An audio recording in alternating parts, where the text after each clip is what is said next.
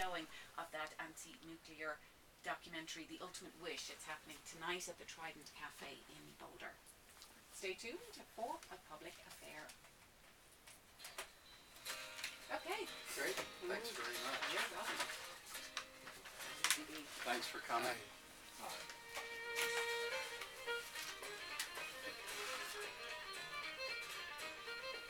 Fine. And your mic placement is very good.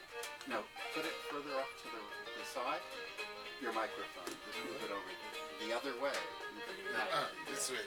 That's great. Yeah, don't look at it. Just okay. That should be good.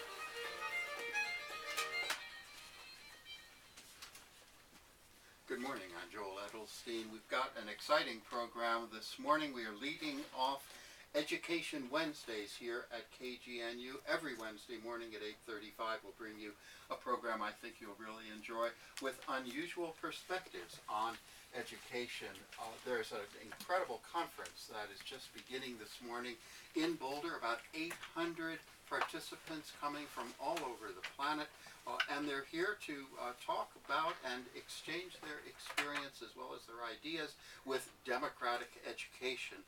The democratic education is a concept that began a long time ago. It's had many different practitioners. One who really founded the movement in Israel is Yaacov, and he created the first conference on international democratic education 20 years ago in Israel, and that conference, which meets in a different place in the planet each year, is in Boulder today. Yaacov Hecht is with us in the studio. Good morning, Yaacov. Good morning. Well, your look at your take on democratic education really emerges, as one would expect, from your own very personal experience. Tell us your story.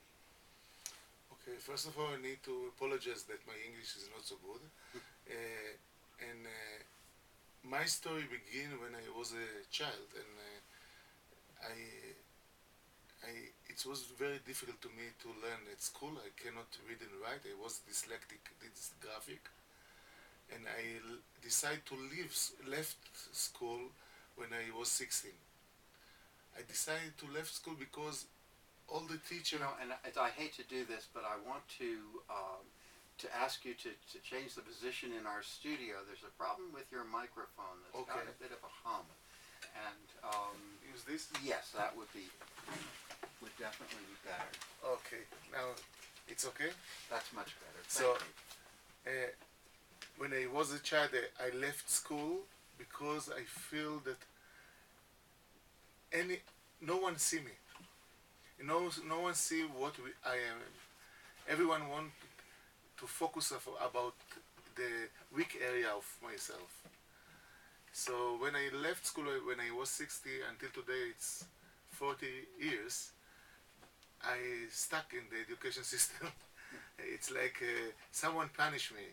You don't finish school, so stay in the education system. So what was the part of you that they did see when you were in school? When I was in school, people see only that I cannot read and write.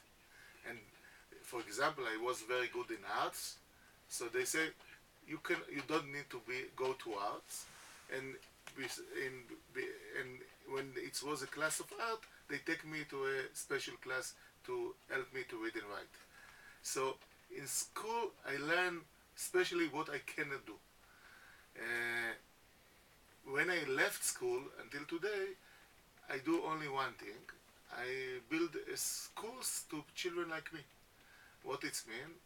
I think that I found later that everyone is like me. Every one of us is very talented in some things. I think that everyone is a genius in some things, at least one thing. We are mediocre in a lot of things, and we are weak also in some things. So my weakness is the area of read and write.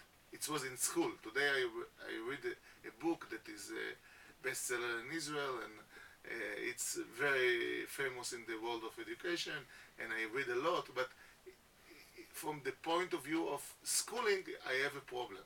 Because so you must have had a great teacher to take you from not being able to read because of your dyslexia and make you into a very successful author. Yeah, but it's not. It's easy, I think. If someone meet the place that this is his passion, all his world change. And if you, that's what happened to me. My passion is to build a different school that can find the strong area of every child and bring his abilities to the maximum. And that's what we built. That's the first school that I built in 1987. That was, in one end, focusing about finding the strong area of every child, and also help the child to find the passion area of himself. And in this point, that we begin to build a different kind of school. Another, our school that we call democratic, is that one side is to focusing about your strong area, and the other side live as a democratic community. So we live in a school like a microcosmos of democratic states. We have a week meeting that all the children and the parents meet together and make decisions together. We have we solve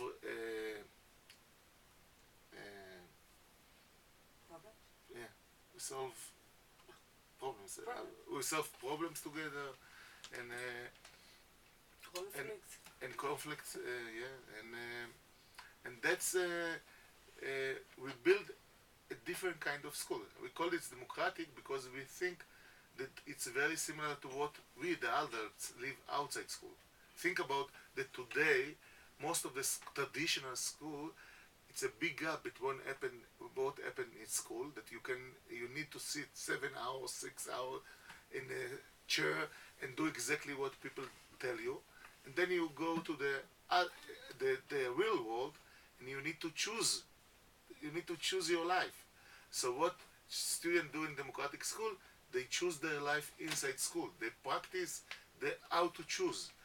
And that was the first school that we begin in 1987, and later we begin to build a net of schools in Israel, and then a lot of schools all around the world begin to come, and now we work together as a networking, very exciting. I think you have to recognize that most of our audience are Americans. And Americans have not necessarily KGNU's audience, but in the population at large, if you say democracy or democratic, people say, oh yes, that's where every 4 years you go to a vote in an election booth, and that's democracy, and then you go about living the rest of your life. The democracy you're talking about in democratic education has a whole lot more implications. Tell us what this democracy means that's at the heart of democratic education. When I say the democracy, it's a huge journey that we go in the human being in the last 1,000 years ago, last 1,000 years, and